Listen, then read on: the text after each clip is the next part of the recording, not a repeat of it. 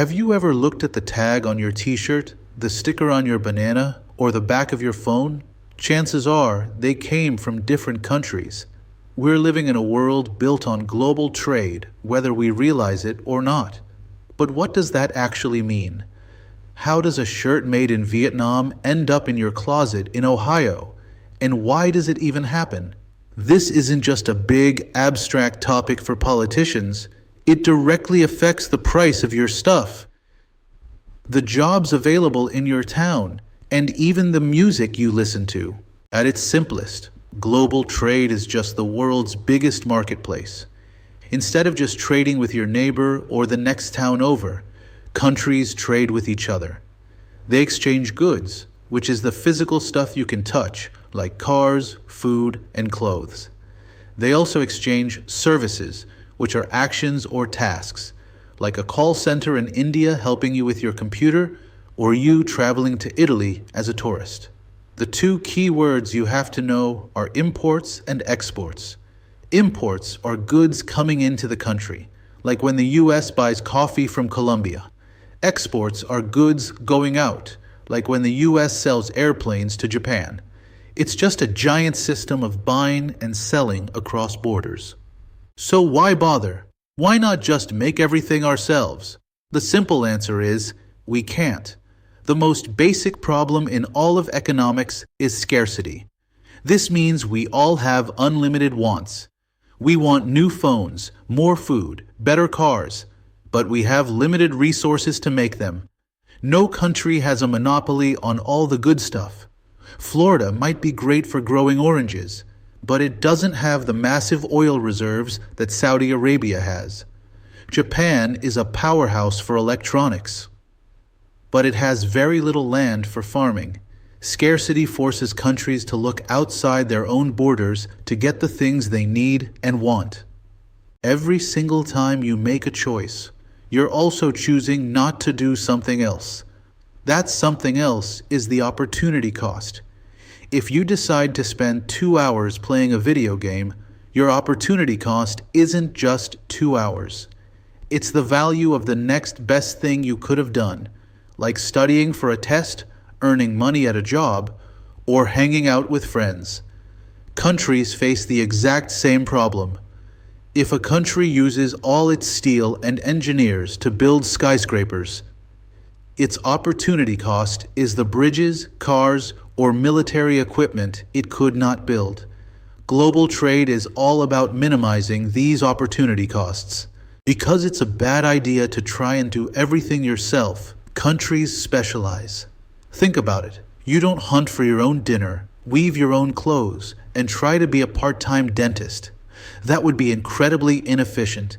Instead, you specialize in being a student, so one day you can specialize in a career. You trade your work, or your parents' work, for money, which you then trade for food, clothes, and dental care. A country does the same. Brazil specializes in coffee and soybeans. Germany specializes in high-end cars. Japan specializes in electronics. They make what they're best at and then trade for the rest. So how do we know who is best at something? The simple way to look at it is called absolute advantage. This just means a country is flat out more efficient at making something. If you give country A and country B the same number of workers and the same amount of time, and country A produces 1,000 computers, while country B only produces 500, country A has the absolute advantage. It's just faster, better, or more productive. You might think this means country A should just make everything, but you'd be wrong. This is the most important concept in global trade, so lean in. It's called comparative advantage. Trade doesn't happen because one country is better at something. Trade happens when a country can produce something at a lower opportunity cost than someone else. It's not about who is best, it's about who gives up the least to make it. This concept is why even a country that is bad at making everything can still benefit from trade. It's also why a country that's good at making everything still needs to trade. Let's use a classic example. Imagine a lawyer who is also a really fast typist. She can type 100 words per minute. She hires a secretary who can only type 80 words per minute. The lawyer has the absolute advantage in both law and typing. Should she do her own typing? Absolutely not. Why? Opportunity cost. Every minute the lawyer spends typing is a minute she's not spending on a legal case where she earns $300 an hour. The secretary's opportunity cost for typing is much lower, maybe $30 an hour. The lawyer has a comparative advantage in law, and the secretary has a comparative advantage in typing, even though she's slower. The lawyer specializes in law and trades, pays the secretary to handle the typing. Now let's apply that to countries. Look at the US and Brazil. The US is probably more efficient at making both airplanes and coffee, thanks to technology. It has the absolute advantage. But what's the opportunity cost? For the US to produce coffee, it would have to give up massive amounts of land and resources that could be used for making high-tech goods like airplanes or software. The opportunity cost is huge. For Brazil, the opportunity cost of growing coffee is much lower. They give up less. So the US specializes in what it gives up the least to make jets, and trades with Brazil, which specializes in what it gives up the least to make coffee. Both countries win. So what are the benefits of this system? The most obvious one for you as a consumer is variety. Because of global trade, you can eat fresh bananas and strawberries in the middle of winter because they're flown in from places like Chile or Mexico where it's summer. You can buy a car from Japan, Germany, or Korea.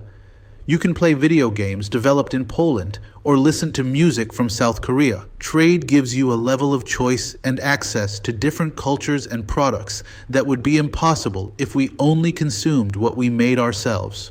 Another huge benefit is lower prices. Imagine if only one company in your state made cell phones. How much do you think they'd charge? A lot. They'd have a monopoly, and you'd have no other choice. Global trade forces companies to compete with everyone, everywhere. That American phone company now has to compete with Samsung from Korea, Apple, designed in the US, built in China, and others. This intense competition forces them to keep prices low and increase quality to win your business. It's a huge win for consumers. When countries specialize in what they have a comparative advantage in, they become incredibly efficient. Think back to the lawyer. By specializing in law and not typing, she becomes a better lawyer and makes more money. The world's economic pie gets bigger. When Brazil focuses on agriculture and the US focuses on tech, both countries produce more total stuff than they could have if they both tried to do everything.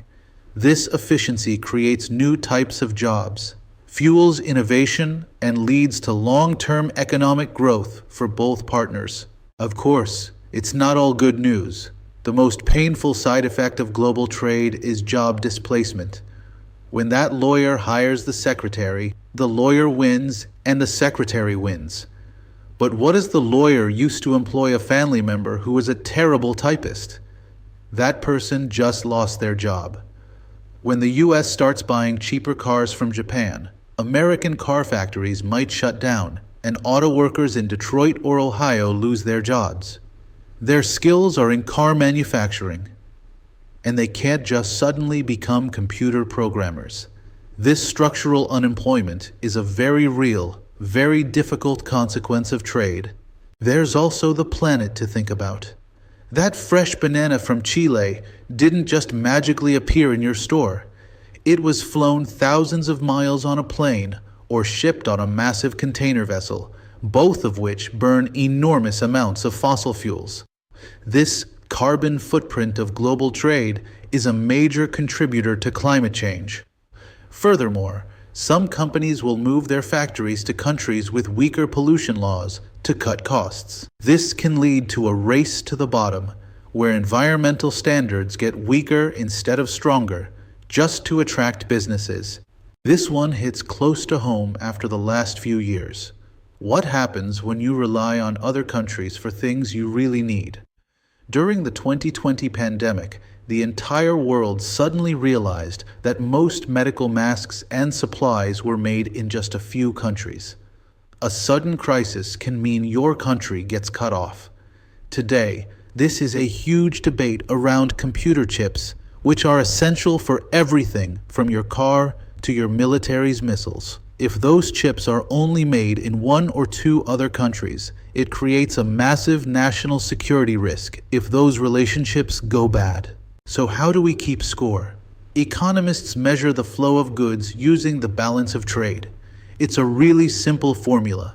You just take the total dollar value of everything you exported, sold, and subtract the total dollar value of everything you imported, bought.